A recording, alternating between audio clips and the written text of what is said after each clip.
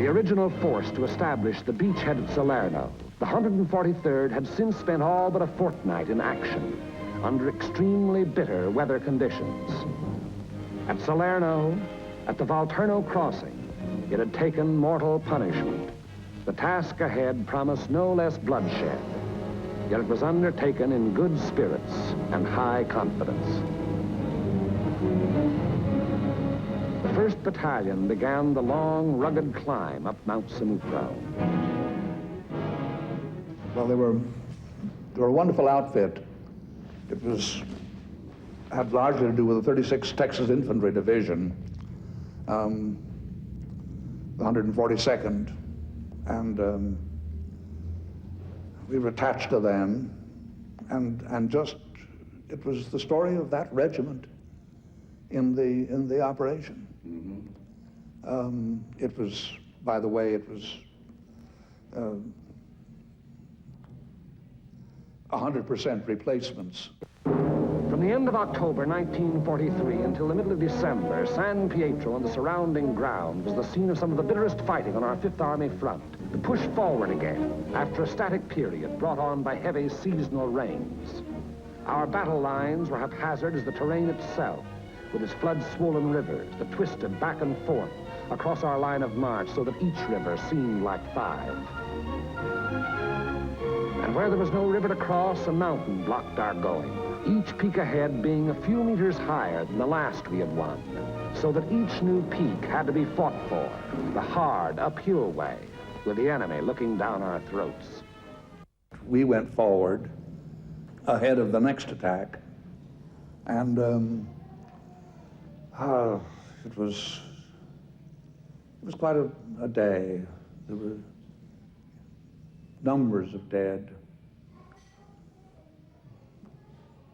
Men, rain had just fallen, and men dead behind their machine guns, and everything looking very bright, and the sun had come out after the rain. We set out at dawn to go to what we thought was an evacuated objective. Well, it turned out not to be evacuated. The Germans were there in force, and they let go at us, and we dived for cover, and then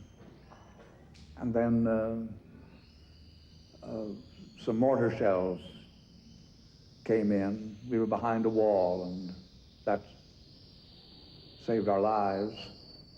Some mortar shells came in, and there was smoke and dust, and we were able to escape. Otherwise, we'd have been either shot or taken prisoner. It had rained most of the night, and it was raining at each hour when the 2nd and 3rd Battalions crossed the line of departure.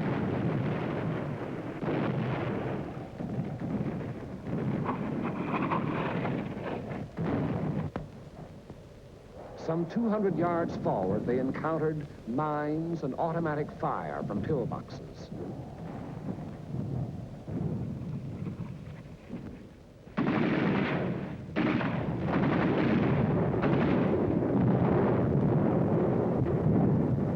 Artillery were deadly accurate by reason of excellent enemy observation from Mount Lungo, overlooking our advance, which continued another 200 to 400 yards.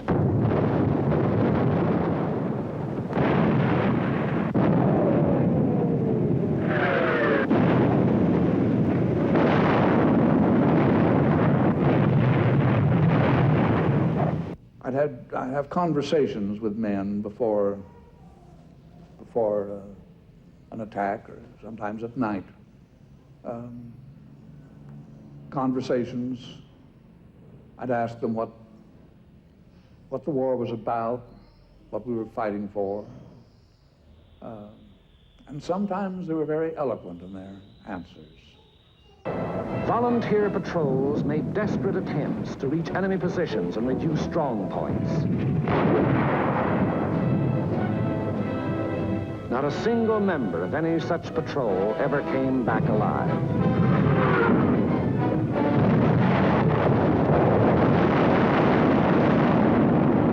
Many men gave their lives in attempts to reach pillboxes and throw hand grenades through the narrow gun openings. The 3rd Battalion was committed.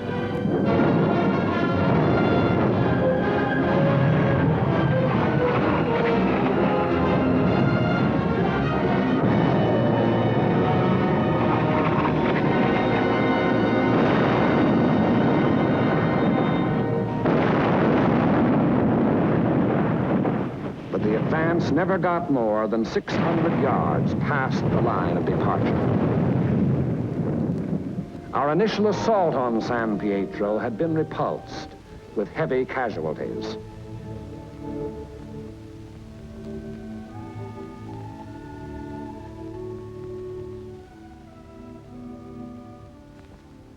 We, a number of these men whose that I talked with were casualties. And I photographed them being put into their mattress covers. That required sitting them up and pulling the mattress cover around them so their faces would come into the camera. And I had the lines, the words that they said in their own voices, their own words and their own voices over those close-ups of the men themselves. And I suppose it was too effective, too emotional. And I agree, quite rightly, it was deleted from the material, from the final material. That and a few other shots that were probably brutalizing in their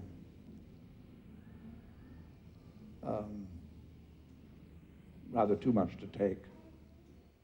Our attacking forces were furnished excellent aerial cover by Allied fighter patrols. But now and then, enemy planes were able to slip through and to bomb and strafe our positions,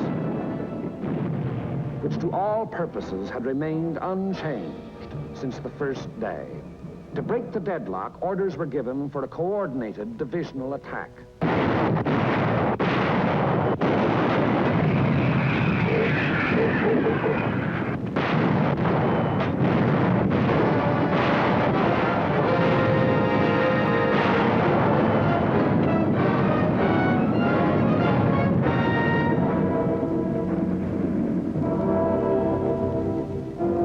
8th hour, 1200 hours. D-Day, the 15th of December. The 141st Infantry advanced some 400 yards from its line of departure, to be borne down and held powerless under the weight of enemy fire.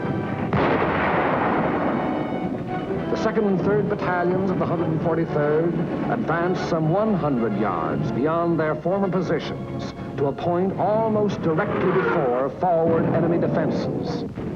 And for the 3rd time, they were forced to take such cover as the quaking earth could offer. And the tanks. Orders were for them to enter the town and to locate and destroy the heavy weapons there, which were leveled against our attacking foot soldiers. The high road into San Pietro is a narrow mountain road, and from the beginning of its winding descent in the Liri Valley, it was under direct enemy observation.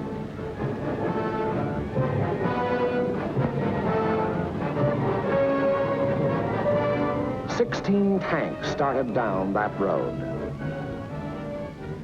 3 reached the outskirts of the town.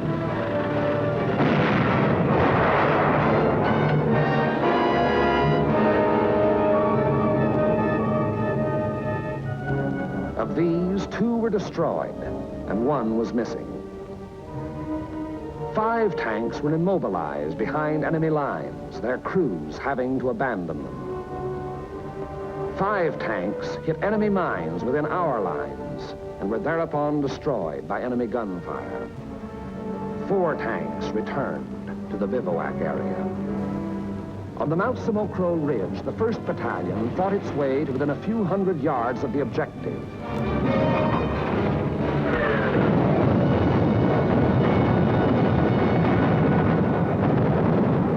But it had paid for ground gained at the rate of a man a yard, and it did not have strength to carry the fight any further forward. On Mount Lungo, however, despite bitter resistance, battalions of the 142nd in successive waves kept pushing upwards until, in the early daylight hours of the 16th of December, its foot soldiers had gained the summit and were wiping up what remained of a stubborn enemy. And that height proved to be a key position in the enemy plan of defense, for even as Mount Lungo fell, the enemy throughout the San Pietro area made preparations to withdraw. Almost invariably, the enemy will counterattack to cover a withdrawal. The first violent thrust was delivered within a few hours.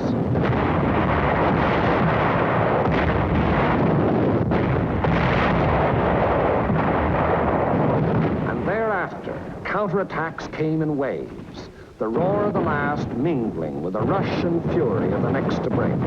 Many companies lost all their officers. Enlisted men came forward as inspirational leaders to rally their battered companies into resisting yet one more onslaught.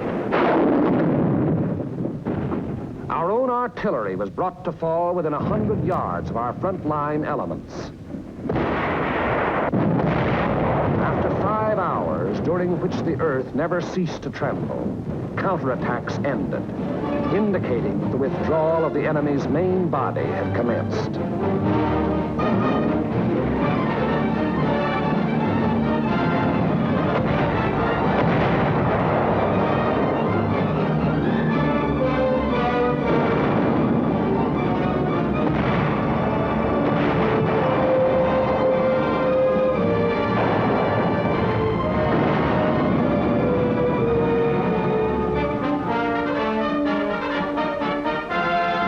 In an effort to maintain contact with the enemy, our patrols immediately pushed ahead.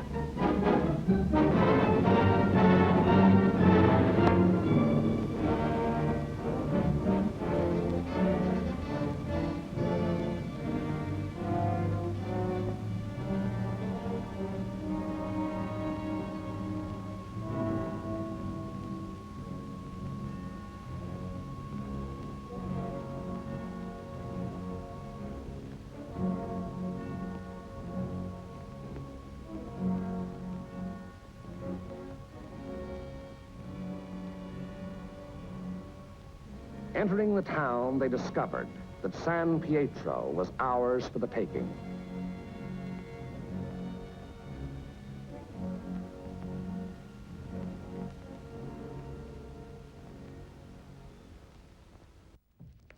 However,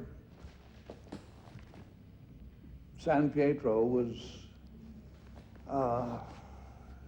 it wasn't liked at all at the Pentagon when I showed it. Those scenes had been deleted, by the way, already. And maybe 1 or 2 of them were in the picture, I forget, but for the most part, it was not sensational.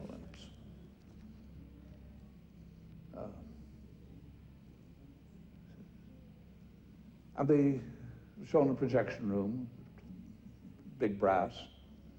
There was 1 3-star general there, and 2 or 3 2-star generals, and a number of 1-star generals. I remember the ranking officer rising someplace around, a third of the picture been shown, rising and leaving the theater. And when he was gone, the next ranking officer rose, and he left.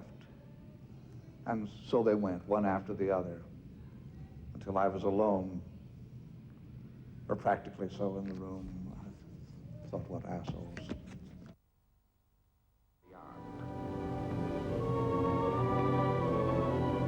That is the broad shape of the Battle of San Pietro, which was but the first of many battles in the Erie Valley. It was a very costly battle. After the battle, the 143rd Infantry Regiment alone required 1,100 replacements.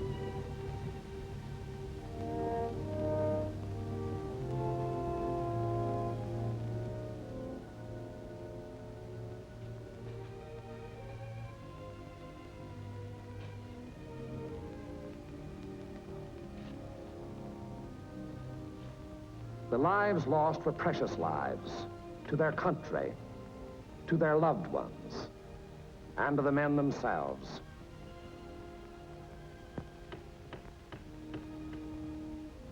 For the living of the 143rd Infantry Regiment, more than 100 decorations for acts of valor above and beyond the call of duty. Many among these you see alive here have since joined the ranks of their brothers in arms who fell at San Pietro.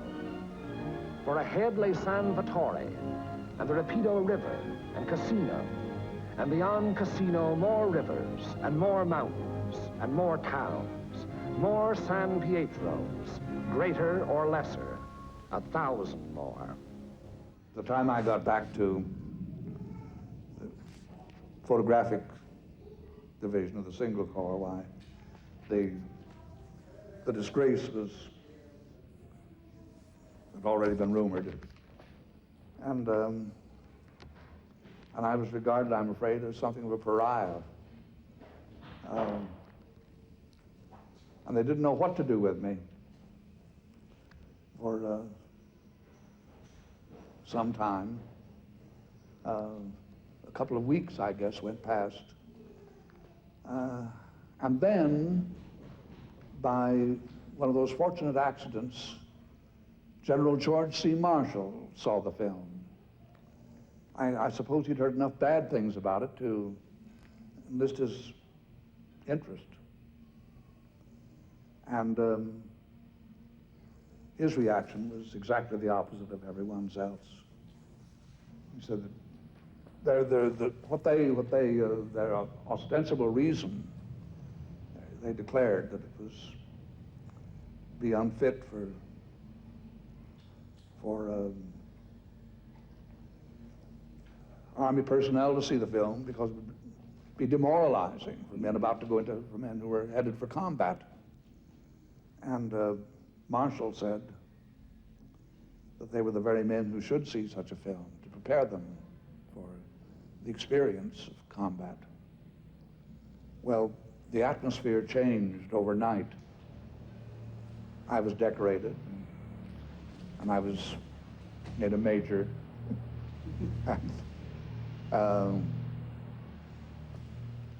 That was the end of that chapter.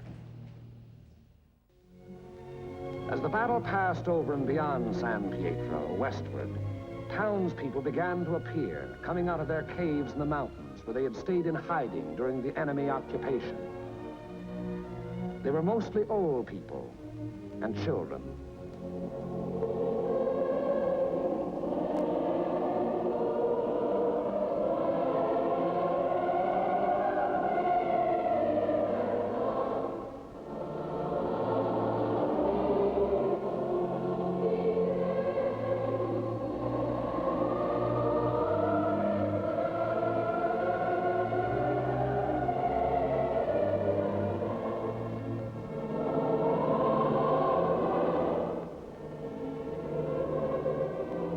People were warned against enemy mines and booby traps, which were in the process of being cleared.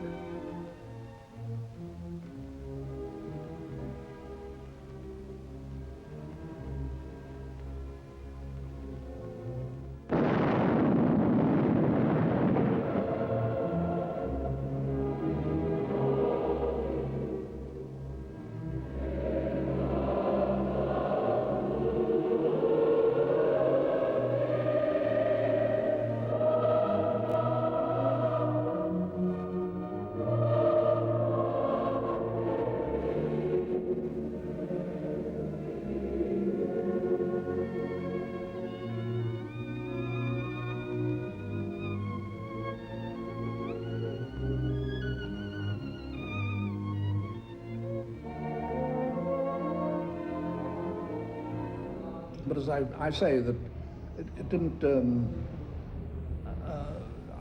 I wasn't aware of any sharply dividing line between a documentary and a feature picture. Except that the one that I talked about. In the feature picture, you wrote the script first and then shot the picture. And in the documentary, you shot the picture and then let the script come out of it.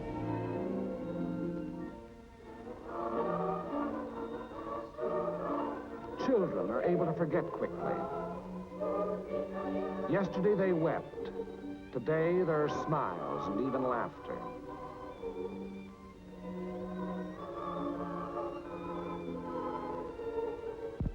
Tomorrow it will be as though the bad things had never happened.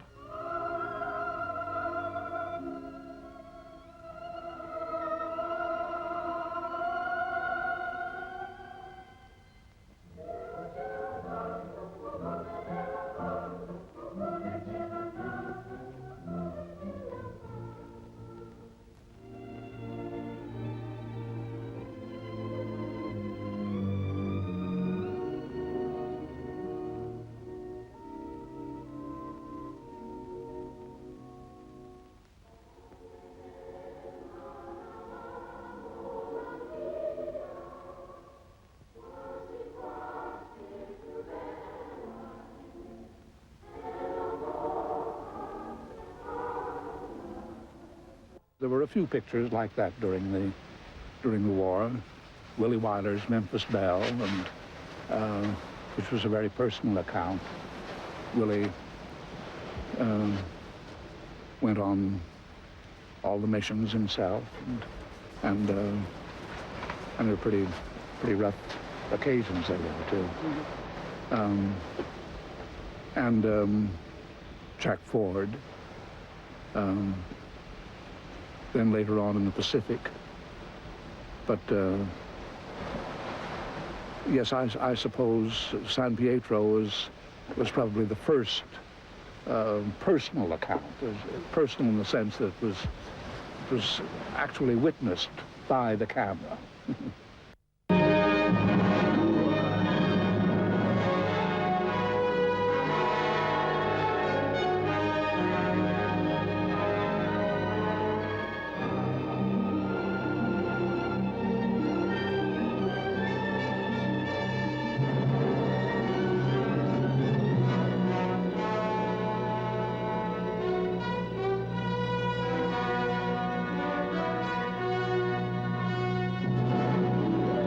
The guns are quiet now. The papers of peace have been signed. And the oceans of the earth are filled with ships coming home. In faraway places, men dreamed of this moment. But for some men, the moment is very different from the dream.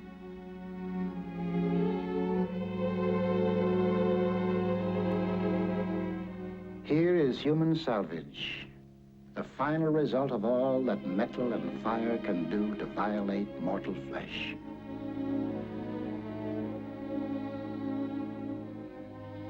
Some wear the badges of their pain, the crutches, the bandages, the splints. Others show no outward signs, yet they too are wounded. I followed one group through the hospital. Having stayed in the hospital for some time, I thought that would be the best approach, and to follow them from their induction, from the first time they filed in and sat down in the receiving room, and it was explained to them. By the way, the cameras were set up for that, and it was explained to them by an officer that what the cameras were doing there, and that the cameras would continue to follow them through their treatment. And at this moment, the men, the patients, immediately on their arrival, couldn't have cared less. They were so deep in their own despair and shock that the presence of the camera made absolutely no difference to them.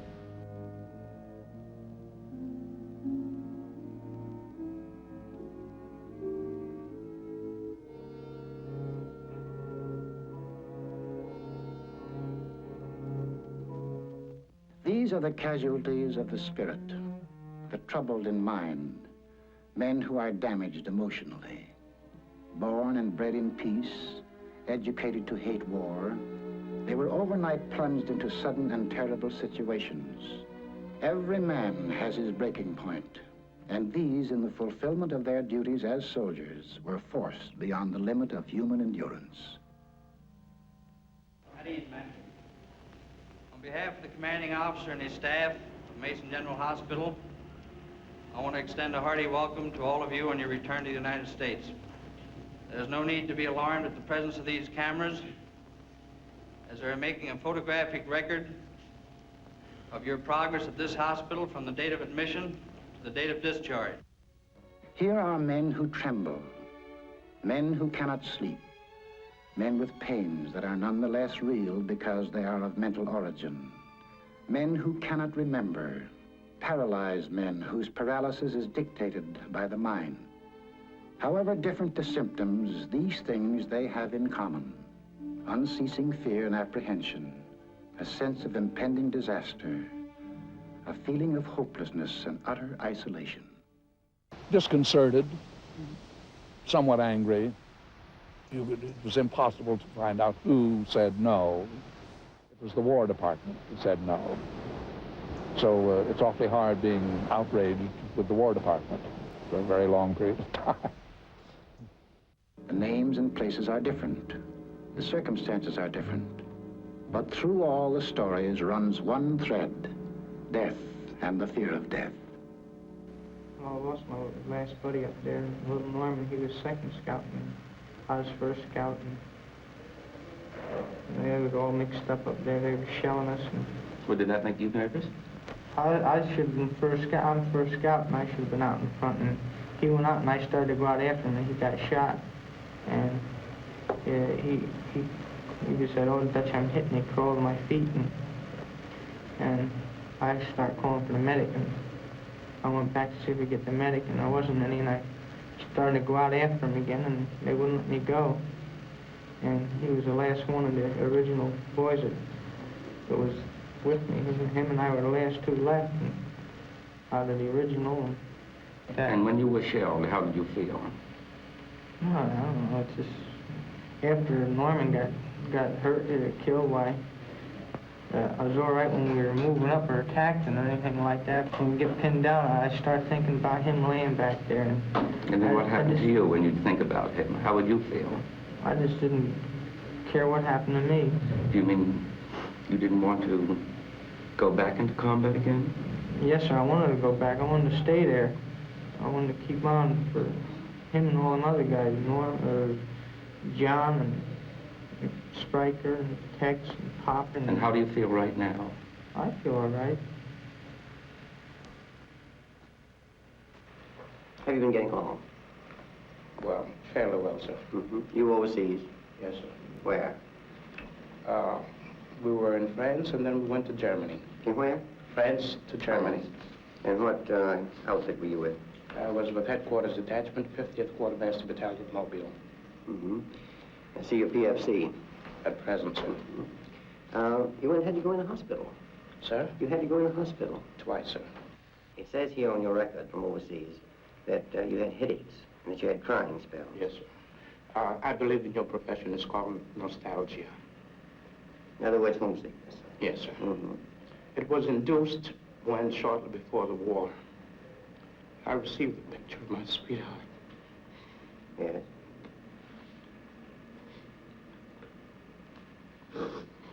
Mm-hmm.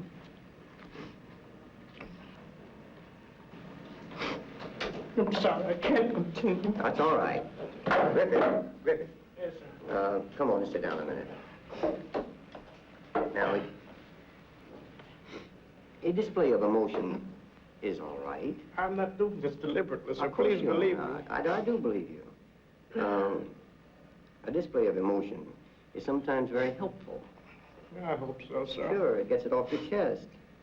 You wouldn't be here. You wouldn't have been returned. As a patient, if there wasn't something upsetting you. Yes, sir. Well, now, Sorry. you say you had received a letter from your, Not a letter, sir, a photograph. A photograph, yes. Well, what about that now? Well, sir, to be perfectly honest with you, I'm very much in love with my sweetheart. She has been the one person that gave me a sense of importance, and that through her cooperation with me, we were able to surmount so many obstacles. What happened? Well, when I was in combat, Mindanao. Can you speak louder? I have Yes, trouble sir. hearing you. During the time, I got worried that my brother, he was killed in Guadalcanal. Oh, was he a Marine? Yes. Now, I noticed in this history here that you saw a vision of your brother. What, tell me something about that. What happened? Oh, I guess it was a dream. Well, describe the dream. What did you see in the dream? I dreamt that I was home, my brother was home, and my other brother was home. We all were home. All of you were home. Sitting around the table. Everybody was happy. We were laughing, you know, talking, just admiring each other's. And then it ended there. You could see these images clearly. Yeah, it was like in a dream. What about this Mindanao thing you're telling me about? Well, in Mindanao, after I got that news, I admit I was scared. You were scared? I don't know, sometimes I hope something would happen. Then again, I say, well, something did happen. What do you mean by something happened? You mean you were hoping that you'd be wounded and sent back? Is that what you mean? No. What do you mean by that? I meant that I hoped that just, you know, I was so disgusted and tired of everything. I just didn't feel like living. And then I changed my mind and I think back to my folks, and it'd be a double blow if something happened to me. And I'd be standing guard, sitting on a machine gun there, just watching. And I'd hear a little noise, and I'd let go, shoot. It wasn't nothing, probably was an animal or something. Any noise made you excited, you just shoot? At that time, yes. Do you feel worried about anything now? I don't know. Are you mixed up? Kind of. What's that pin on your shirt there? My heart. Well, why do you cover those up? Aren't you proud of them? Yes, sir. You got a Purple Heart? Your campaign ribbons? Yes, sir. Well, why do you cover them up? Now, there must be some reason for you doing that. Well, what happened over there? Well, we got in the scrape and I was in the house there and just got off a guard duty, and it's Friday the 13th and we were sweating it out all day, and patrol came up, and German patrol, and they shot a Panzer Faust through the wall. Well, And what?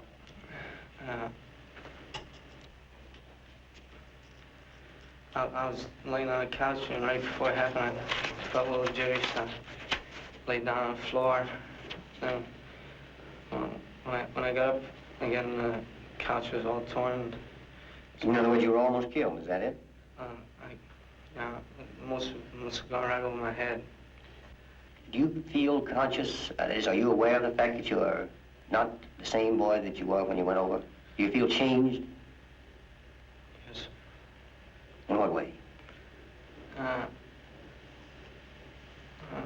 More jumpy. How about with people? I used to always like to have fun. I used to always be going places. I don't like to do nothing no more. How long were you overseas?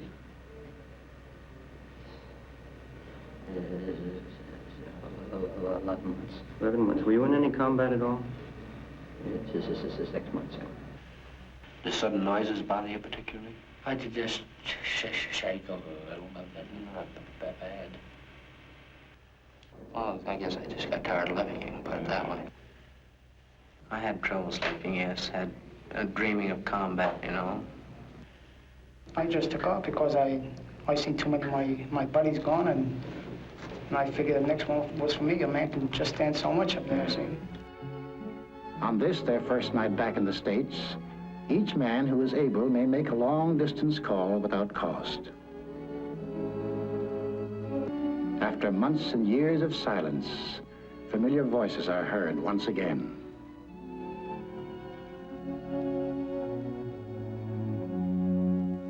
We had fine cameramen, professional cameramen. Stanley Cortez, who's still a fine photographer in Hollywood, the first order, was the head cameraman. We had plenty of time to set up and light. And for instance, in the interrogations, by the camera, we'd have the setups, and the cameras, and then just bring people in and sit them down, and the interrogations would take place. There was a great amount of footage was shot that way. But every once in a while, something completely unexpected and quite memorable would happen, would occur. And those fortunate accidents we were able to photograph in ideal conditions.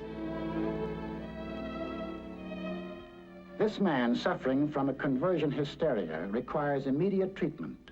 Organically sound, his paralysis is as real as if it were caused by a spinal lesion, but it is purely psychological. Well, just sit him up about the middle of the bed there. Feel pretty good, huh? That's fine. Now sit yourself over there.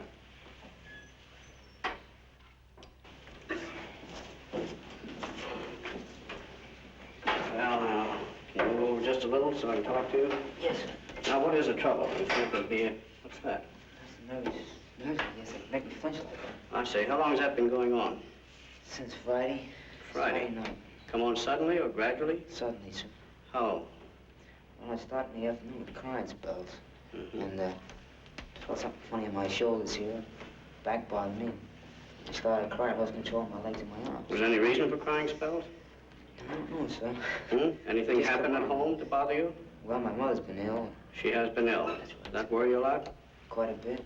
Well, now, has this got anything to do with your mother's illness? Any reason why you should have that kind of reaction? No, sir, not that I know of. Unless my mother's illness might have brought this on. I tried to I hold see. it while it hurts. I see. You've just been holding these things in. That's right, sir. No way you can control this at all? No, sir. Well, now, we're going to have to help you do that, of course. Let's take off this jacket here. Just slip that off. All right, now, lie down on the bed. Right, now we'll leave the shoes on so you can walk in them. I think we're going to get you walking. Let's come over here. That's the boy. That's fine. That's good. Now you lie steady. Lie steady. That's the boy. This is all going to go away as I give you this medicine. No bother at all.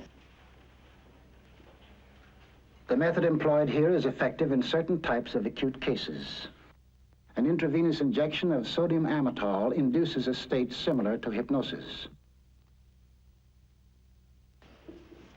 What a torpedo that is. You mind if I look this way? You look that way. There's nothing for you to watch here, but you're going to talk to me as we go along. Yes, sir. That's all. Now, you're not going to feel much of anything else. You're going to feel a little bit woozy. The use of this drug serves a twofold purpose. Like hypnosis, it is a shortcut to the unconscious mind. As a surgeon probes for a bullet, the psychiatrist explores the submerged regions of the mind, attempting to locate and bring to the surface the emotional conflict which is the cause of the patient's distress. The second purpose of this drug is to remove, through suggestion, those symptoms which impede the patient's recovery. What comes to your mind when you find that you can't walk? So maybe I think my mother and father should be okay. Sometimes I wonder, hope the war ends soon. Things like that. I see. Nothing in particular. Mm-hmm. Well, now the shakes are gone now, haven't they? Yeah. How about your legs? They're good and strong. I feel all right. Move them. Let's raise them. Oh, I don't see the raising before, but I can't walk. Well, how about them now? They feel all right. They feel good now, as if you can walk in them, don't they? Toes feel numb. Toes feel numb, but that's going away, isn't it? Yeah. Gee. Hmm? Raising them fine, isn't it? Yeah. Now you're going to be able to walk, aren't you? I don't know. Well, you're going to, aren't you? Yes, sir. All right. Little walk. I love walking. You love walking. I did. Always been very fond of walking. Now Yes, you found yourself unable to walk. Now you're going to get right up and walk. Right now. All right, now let's sit up. Sit up on the side of the bed. Here you are. That's fine. All right, now stand up. And look at that. Is that good? All right, now walk out here. Walk over to the nurse all by yourself. That's the boy. Walk over to the nurse. You're just a little woozy. That's the medicine. Now come back to me. Come back to me. Open your eyes. That's the boy. Isn't that fine? Isn't that wonderful? Sure. All right, now again, once more. Yeah, but how long are we going to be? Oh, it's going to stay that way. It's going to stay because that's taking care of your worry now. All right, now come on back to me, and I'm going to let you go to sleep. When you wake up, you'll keep on walking perfectly well. How about it? Thanks, sir. Righto. All right, now let's get up in here and we'll go to sleep. Yeah, there you are. Now I'm going to have you go right to sleep. When you wake up, it'll be all right. Thanks. All right, sleep, Girardi. The fact that he can walk now does not mean that his neurosis has been cured. That will require time. But the way has been opened for the therapy to follow. Going back to Okinawa. You can talk. You can talk. You can remember everything. You can remember everything. You're back on Okinawa. Tell me what you see. Tell me. Speak. I'm in the battery area. You're in the battery area. Go on. Tell me what's going on. Getting fire missions. You're getting fire missions. Go on. You see everything now, clearly. Getting shells thrown at us. You're getting shells thrown at you. From where? Japs. Japs. Go on. Thrown at us. Yes. Thrown at us. Keep on. You remember it all now. Every bit of it's coming back. Japs getting near us. They got our position. Japs getting near you to get your position. Go on. Told us to get covered. Who told you to get cover? BC. BC. Go on. There's 5 of us. One of the boys got hurt. One of the boys got hurt. Took him away. I was running over to my gun position. Yes, go on. You remember it now. Tell me. It's all right now, but you can tell me. You can tell me. Explosion. Yes. You remember the explosion now. All right, go on. You're carrying me. They're carrying you. Who's carrying you? I don't know. Where are they taking you? Carrying me across the field. Across the field. Go on. Put me on a stretcher. Yes? Yes? Go on. They're still throwing shots. Yes? Can you hear them? Yes. You see them? No. All right. Where are they taking you now? Put me in a truck. Hmm? Why are you fearful now? I want no more of this. You don't want any more. You want to forget it. But you're going to remember it because it's gone now. It's gone. You're back here now. You're away from Okinawa. You've forgotten it. But you remember who you are now. Who are you? Dolly. Dolly, that's right. Full name now. Dominic Dolly. Dominic Dolly, that's right. Hmm? You know your mother's name? Isabel. That's right. Father's? Salvatore. That's fine. You know who they all are now. All right, now you're coming back with us. This is going to stay with you. You're going to remember it all. You're going to remember about Okinawa. You're going to remember about the shells and the bombs, but they're gone. You're at ease and relaxed. There's no fear, no anxiety. When I wake you up, you'll be comfortable, relaxed, no pains and no aches. But you'll remember all that I've told you. All that you've remembered. You can wake now.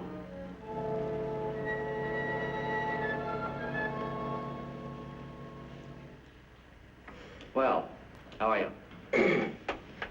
Pretty good. This was my introduction into psychiatry. And in the hospital, I took a foreshortened course in psychiatry. I read as I crammed and read books on psychiatry, and then I had excellent psychiatrists to turn to and ask questions of. And they were very progressive. The ones who were working with were brilliant. Extremely. Yeah. And they could, they would. There was no nonsense in their answers, and there was no pretension, by the way, that they were curing these patients. What they were doing was putting a fire out, an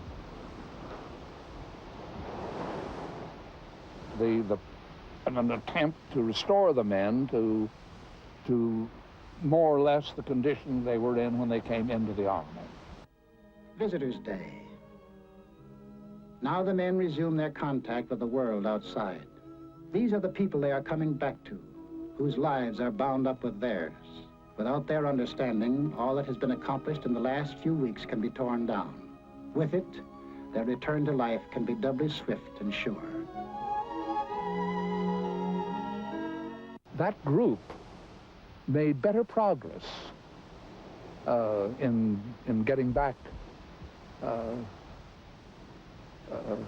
getting there, in recovering, than other groups who weren't being photographed. You know in the Bible where it says, man does not live by bread alone? Children don't grow up well without safety and confidence. If that wasn't in one's childhood, in growing up, you could say, now there was something missing during all that time. And the next question is how to supply it. And it does need to be supplied. Not all of the learning in all of the books is half as valuable in getting over nervousness as to find someone that you esteem, that you can learn to feel safe with, where you can get a feeling of being accepted, of cherished, where you get a feeling that you're worthwhile and that you are important to someone. You could say, the feeding that you didn't get, that's something more than bread. When you were little, you still need to get it.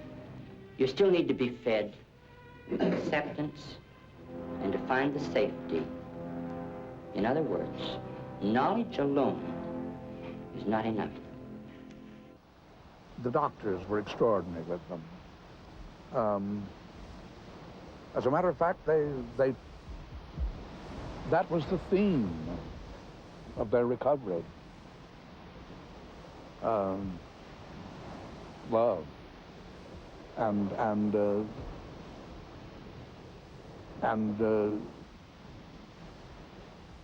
reassuring the men and advising them as to how to go about finding it. I think that's in the picture, isn't it?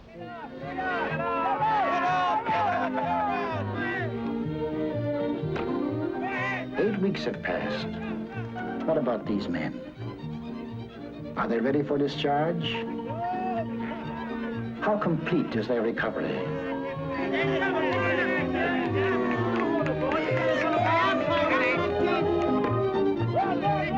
How about the boy in right field? I just didn't care what happened to me.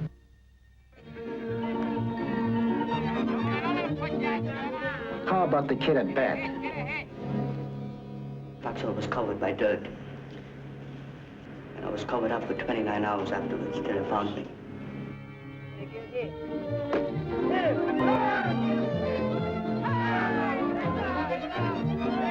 How about this kid?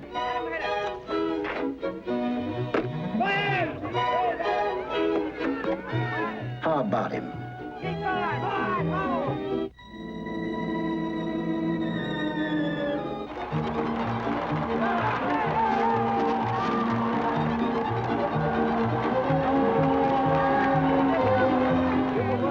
Are they well enough to be discharged? That is for the doctors to decide at tomorrow's boarding. When it was decided that they wouldn't show the picture, and there was quite an outcry.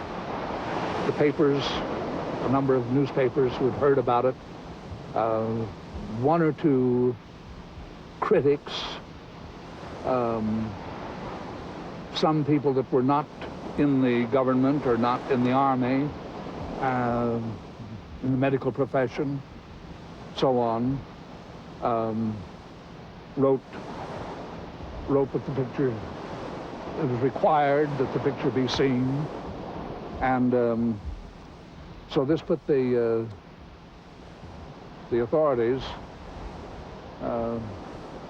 on their mettle, and they proceeded to reenact the picture. Their case was that it would be, for not showing the picture, was that it would infringe on the privacy of the individuals. And in line with that kind of thinking, why they proceeded to make a picture with actors, which was wretched and dismal and useless.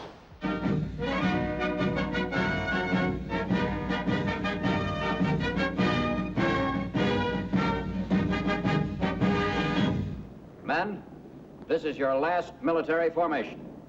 Today, you're returning to your homes, your families, and friends. Many of you have been looking forward eagerly to this day. But remember, that when you re-enter civilian life, on your shoulders falls much of the responsibility for the post-war world. May your lives as civilians be as worthy as your records as soldiers. Good health, good fortune, and Godspeed. I was never able to distinguish, really, between writing and directing. Directing always seemed to me to be an extension, a projection of the writing, a kind of refinement of it, if you will.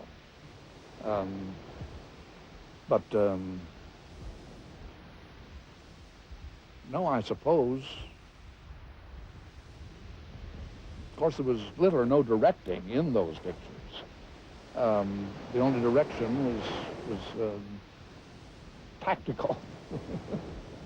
Where do you put your cameras, and then how to tell the story, or how to let the story tell itself.